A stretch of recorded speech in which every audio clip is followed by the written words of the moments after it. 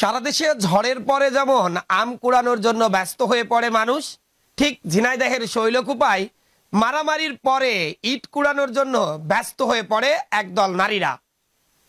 মূলত এই ইটগুলো তারা ভালো কাজের জন্য কিন্তু গোছায় না, পুনরায় আবার মারামারি করতে হবে, সেই জন্য এই ইটগুলো কুড়িয়ে তারা ব্যাগে বা নির্দিষ্ট একটি স্থানে গুছিয়ে রাখে।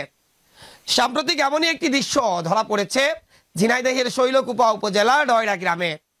জানেন, গতকাল ডয়রা গ্রামে ঘণ্টাব্যাপী এক রক্তক্ষয়ী সংঘর্ষ হয়। এতে উভয় পক্ষের ১৫০ অধিক মানুষ হতাহত হয়েছে। আমরা মারামারি শেষ হওয়ার কয়েক মিনিট পরেই ঘটনাস্থলে উপস্থিত হই।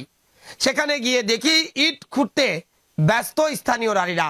প্রশ্ন করেছিলাম, কেন আপনারা ইট খুঁড়ছেন? কেউ কথা বলেছিল, কেউ বলেনি। অনেকেই বলেছিল আবারও মারামারি হতে পারে, এই জন্য তারা ইট গুছিয়ে রাখছে। একটি কথা আসলে এখানে বলতেই হয়, এই যে গ্রামে গ্রামে যে হানাহানি মারামারি হয়, সামাজিক দ্বন্দ্ব হয়, এতে পুরুষরা যেমন দেশীয় অস্ত্র নিয়ে মহড়া দেয় আর তাদেরকে সাহায্য করে কিন্তু নারীরা। কখনো তাদের ইট এগিয়ে গুছিয়ে দেয়, আবার কখনো তাদের পানি সহ নানা উপকরণ তাদের কাছে গুছিয়ে দেয়। কিন্তু দুঃখের বিষয় হলেও সত্য যে সব ঘটনায় শুধুমাত্র পুরুষরাই আসামি হয় বা হতাহত হয়, আর নারীরা তাদের সহযোগিতা করেও এ যাত্রায় কোনো আসামিও হয় না বা হতাহতের পরিমাণও একেবারেই কম হয়। অনেকের কাছে এটি খারাপ মনে হলেও এটি সত্যি একটি মজার বিষয় যে সবখানে ঝড়ের পরে আম কুড়ানোর জন্য নারীরা, ছোট শিশুরা ব্যস্ত হয়ে পড়ে, সেখানে শৈলকুপার মানুষ মারামারির পরে ইট কুড়াতেই ব্যস্ত হয়ে পড়ে।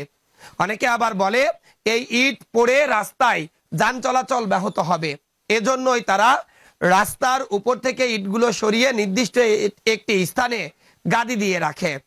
কিন্তু এই ইটগুলো কিন্তু একবারই ইট নয়, বিভিন্ন জায়গা থেকে মানুষ একত্রিত হয়ে এরপর মারামারি হানাহানিতে তারা জড়িয়ে পড়ে। কিন্তু আপনারা শুনলে হয়তো অবাক হয়ে যাবেন যে সব ইট এক জায়গায় নির্দিষ্ট একটি স্থানে এসে মারামারি হয় এবং সেই ইটগুলো গুছিয়ে একজন বা দুইজন ব্যক্তি নিয়ে নেন।